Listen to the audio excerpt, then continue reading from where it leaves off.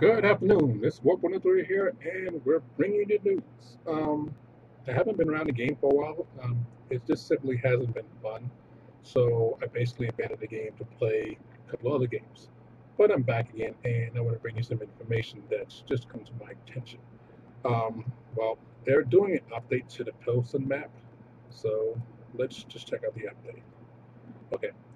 Now, as you can see here, it's actually way larger than what it was. They're changing the areas over here, down here, and overall the size of the map is actually getting larger. It's going from 800 by 800 to 1000 by 1000, which is very good news because the map was basically everybody fought here or everybody fought here.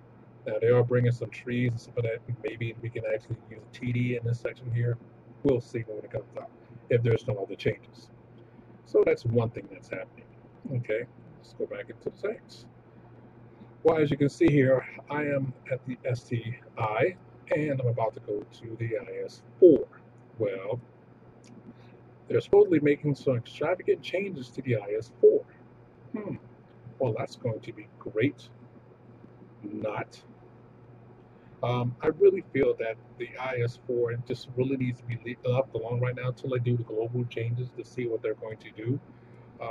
Right now, I don't know what extraordinary measures they're talking about, but I feel that the way the game is going, they shouldn't really be making changes to individual tanks like right now. But that's the war game for you, so that's what they do.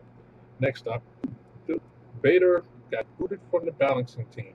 Now, this is the guy that's responsible for the mess that we have in the Japanese line. He's the guy that approved the Japanese heavies. Well, you know, the ones that are completely unbalanced for its tier. But when you go a tier up, you know, if it's bottom tier, well, basically it's completely and utterly screwed. So that's another thing that they're making a change to and everything else like that. So glad he's got booted. Good riddance to idiots like that for making basically super outpost tanks for his tier and, well, can't do it his job in lower tiers. Okay, that's one thing. Then the other thing they're talking about is the American line. Okay, what made you think what happened to the American line? Well, what they're planning on doing is they're basically not liking that tanks like the T-95 are so slow. So they're talking about giving it a speed boost. Well, how are they going to give it a speed boost? No one knows. This is just something that they're talking about doing. I'll believe it when I see it. They've said this for years and years and years, and it hasn't happened yet. But now, since they're trying to make bigger maps, I guess it's about time for it to be done, which would be great. Again, if it happens, great. I don't really see that they're actually going to do it. Again, they talk a good game, but most of the time, yeah, they don't do stuff that they're talking about. Okay, well, there's another change that's coming up. Well, they're talking about coming up. All right, and that's the German line. Go to tier 10. Now, we already know they switched up the waffle, the E100, to the Grille. Now, again, a lot of people that had the Grille were not happy about this change. They had the waffle trigger, did not want this change. But they gave us a Grille. I literally just started playing it again, period, about maybe a week and a half ago because, you know, some YouTuber challenged me. So I had to show that I actually can play this tank just as good as the other. Okay, but that's another issue entirely. Well, they're like saying that it's overpowered. Wait, what?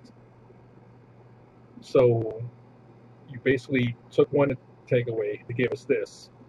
You made the stats the way they were because you knew people weren't going to be happy about it. And now, since everybody's starting using it again, here comes the nerf.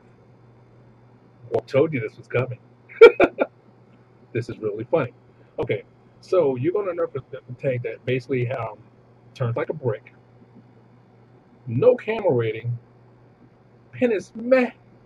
Again, it's supposed to be hit weak spots. The only thing good about it, it has a good top speed.